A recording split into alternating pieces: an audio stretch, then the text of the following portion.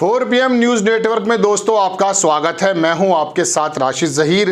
हेमंत सोरेन झारखंड विधानसभा में ईडी की कस्टडी में आए, अपना वोट का इस्तेमाल किया, अपनी सरकार बनवाई।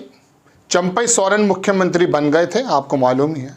लेकिन वहां पर उन्होंने देश के आदिवासियों को लेकर जो बात कही है, उससे पूरा चुनाव 2024 का पलट सकता है। एक प्रोफेसर साहब हैं, वो यूं कहा करते थे कि भारत कृषि प्रधान देश से पहले जाति प्रधान देश है। देश का मूलभूत निवासी, जिसके बारे में मनमोहन सिंह कह चुके थे कि स्रोत पर, सोर्सेस पर सबसे पहला अधिकार उस कमज़ोर तबके का है जो आदिवासियों में आता है, एससी या अल्पसंख्यक में आता है। हेमंत सोरेन ने वहाँ भारतीय जनता पार्टी पर कटाक्ष करते हुए कहा कि आपसे जुड़े हुए तंत्र जिस तरह से आदिवासियों पर हमला कर रहे हैं। दर्शकों, मैं आपको बताने ये आया हूँ कि 47 सीटें भारत में ऐसी हैं जो एसटी रिजर्व हैं। इस बार सुधीर चौधरी, जिन्होंने आदिवासियों के बारे में डायरेक्टली किस प्रकार के शब्दों का इस्तेमाल किया, पूरे देश ने देखा। अगर वो मैसेज आदिवासियों पर हेमंत सोरेन की उस तकरीर से, राहुल गांधी को ट्वीट करने से उन तक पहुंच जाता है, 2024 में भारतीय जनता पार्टी को जो 47 में से 31 सीटें एसटी की मिली थी, या एससी के जो टोटल सीटों में 77 मिली थी, दोनों को मिला दिया जाए, इस बार सुधीर चौधरी अकेले ही भारतीय जनता पार्टी को 40 से 45 सीटों का नुकसान देने जा रहे हैं। आपको मैं पूरी खबर सुनाने से पहले आंकड़ा बताना चाहता था, लेकिन सबसे पहले मैं आपको बताता हूं। एक पत्रकार हैं प्रशांत टंडन, उन्होंने ट्वीट किया कि सुधीर चौधरी बीजेपी को काफ़ी महंगे पड़ने वाले हैं। लोकसभा की 45 एसटी रिजर्व सीटों में बीजेपी को बड़ा नुकसान होना तय है। ईडी के अलावा इसमें सुधीर चौधरी का सबसे ज़्यादा योगदान होगा। सुधीर चौधरी ने जिस तरह से कहा कि जंगल में जाके लेट जाइएगा, आदिवासी वहीं रहते हैं, उस सुधीर चौधरी से को ये पूछे कि देश का सबसे मूलभूत निवासी कौन है। पेज 3 की जिंदगी अगर आप गुजारने लगे हैं तो उसका मतलब ये नहीं कि आप आदिवासियों को जंगल का वासी बता करके उनको जंगल में घुसेड़ देंगे। हेमंत सोरेन ने यह कहा कि हम अगर आपके बराबर में बैठ जाते हैं तो आपके कपड़े मैले होने लगते हैं। किस प्रकार की बात कही है वो आप सब जानते हैं। राहुल गांधी ने भी इस पर ट्वीट किया था, आप जानते हैं। लेकिन मैं आपको बताने ये नहीं आया, मैं तो सिर्फ ये दिखाना आया हूँ दर्शकों।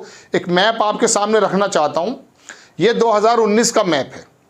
इसके अंदर अगर आप देखें, क्लोज करके इसके 2 टुकड़े अगर मैं आपसे करूं, इसके अंदर देखिए दर्शकों के 412 सीटें तो जनरल हैं, 84 सीटें गालिबन एससी समाज की हैं और एसटी की 47। पिछली बार ये यूपी के अंदर 17 हैं, वेस्ट बंगाल में 10 हैं, इस तरह का पूरा डाटा है। लेकिन 2014 में और 2019 में फ़र्क क्या था? एससी सीट जो थी 2019 में 84, इसमें से बीजेपी ने 46 जीती थी। लेकिन मैं अगर आदिवासी के पास आता हूं तो एसटी जो शेड्यूल्ड ट्राइब्स कहलाते हैं, जिसके बारे में सुधीर चौधरी ने अपना ज्ञान दिया है, 47 सीट्स में से बीजेपी अकेले ही 31 सीटें जीत गई थी। मध्य प्रदेश में चुनाव हुआ, राजस्थान में चुनाव हुआ, वहां आदिवासियों ने ज़्यादा वोट भारतीय जनता पार्टी के खिलाफ दिया, कांग्रेस को दिया। इसमें कोई दो राय नहीं। छत्तीसगढ़ में थोड़ा सा वोट भारतीय जनता पार्टी को पड़ा।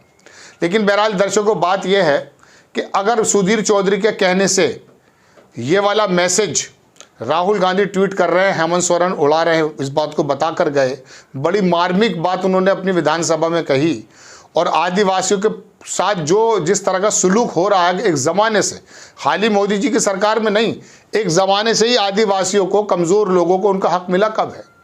वो 15% जो तबका है, जो देश के चलाने में अगुवाई हासिल करता है, जिसके बारे में राहुल गांधी कह चुके कि 90 लोग चलाते हैं, उसमें से 85 या 15 कितने बताया कि ओबीसी और एससी समाज के हैं। बाकी तमाम लोग बागडोर किसके हाथ में हैं? सहारनपुर के एक आज़ाद समाज पार्टी के नेता हैं, भारतीय उसके बहुजन समाज पार्टी से ताल्लुक़ रखते हैं, आज़ाद साहब, चंद्रशेखर रावण।